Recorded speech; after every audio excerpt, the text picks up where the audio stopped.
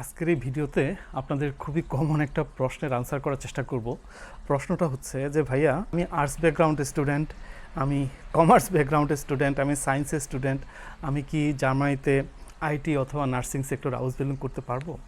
তার মিনিং হচ্ছে যে আমি বাংলাদেশে যে ব্যাকগ্রাউন্ডে পড়াশোনা করেছি, আমি যদি জার্মানিতে হাউস বিল্ডিং করতে চাই, আমার কি ব্যাকগ্রাউন্ড ম্যাচিং হইতে হবে কি না?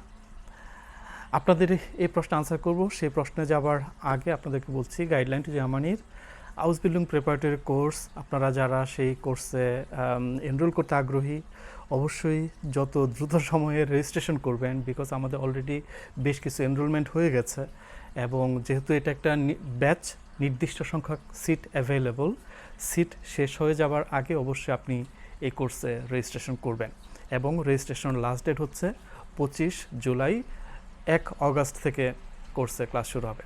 guideline2germany.com এই ওয়েবসাইট ভিজিট করে ডিটেলস দেখবেন। এখন আসি মেইন ভিডিও টপিকে, যে আপনি যদি জার্মানিতে হাউস বিল্ডিং করতে চান, আপনি বাংলাদেশে যে ব্যাকগ্রাউন্ডে মানুষ, জার্মানিতে হাউস বিল্ডিং করার জন্য আপনার ব্যাকগ্রাউন্ড ম্যাচ হইতে হবে কি না।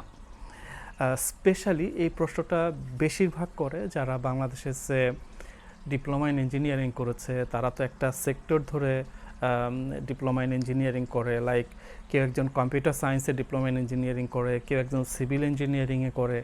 তো এখন যে সিভিল করেছে বা যে কম্পিউটার সায়েন্সের ডিপ্লোমা করেছে, সে এসে জিজ্ঞেস করে যে ভাই, আমি কি জার্মানিতে নার্সিং হাউস বিল্ডিং করতে পারবো কিনা, আমি কি বেকারিতে হাউস বিল্ডিং করতে পারবো কিনা, বা আমি কি মেকানিক্যাল সেক্টরে হাউস বিল্ডিং করতে পারবো কিনা। এই কথাগুলোর, এই প্রশ্নগুলোর যদি আমি একদম সোজা সাপটা যদি আনসার করতে চাই, তাহলে আমাকে বলতে হবে যে দেখেন, আপনি বাংলাদেশে science, arts, commerce, computer science, civil, mechanical, what ever আপনি পড়াশোনা করে থাকেন না কেন, আপনি জার্মানিতে যে কোনো প্রফেশনে হাউস বিল্ডিং করতে পারবেন। আপনার ব্যাকগ্রাউন্ড বাংলাদেশের সাথে ম্যাচ হইতে হবে না। ওকে, সো আপনারা যারা এটা নিয়ে কনফিউশনে থাকেন, এখানে বিন্দুমাত্র কনফিউশনে কোনো জায়গা নাই।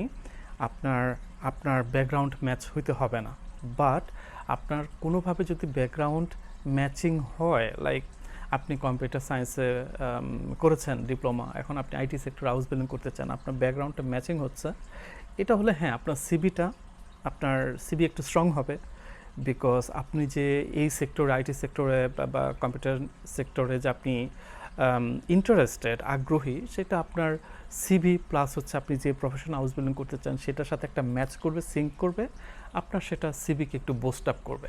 বাট আপনি যদি সেক্টর যদি না মিলে, তার মানে এই না যে আপনি সেখানে হাউস বিল্ডিং করতে পারবেন না।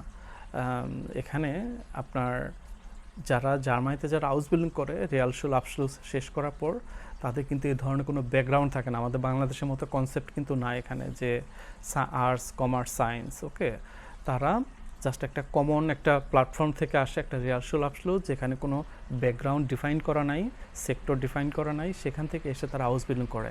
সো আপনি বাংলাদেশ থেকে যে সেক্টরে হয়ে থাকেন না কেন, আপনার ব্যাকগ্রাউন্ড যাই হয়ে থাকুক না কেন, আপনি যখন বাংলাদেশের থেকে জার্মানিতে হাউস বিল্ডিংয়ের জন্য অ্যাপ্লিকেশন করবেন, তারা কিন্তু আপনার যে কোন সেক্টরে আপনি পড়াশোনা করেছেন, আপনার ব্যাকগ্রাউন্ড কি, আর্টস, কমার্স, হোয়াট এভার, এটা তারা চিন্তাই করে না, তাদের মাথায় এটা নাই। সো যারা এটা নিয়ে কনফিউশনে থাকেন, এখানে বিন্দুমাত্র কনফিউশনের কোনো জায়গা নাই। ভালো থাকবেন সবাই, পরের এপিসোডে কথা হবে। টিল দেন, আল্লাহ হাফেজ।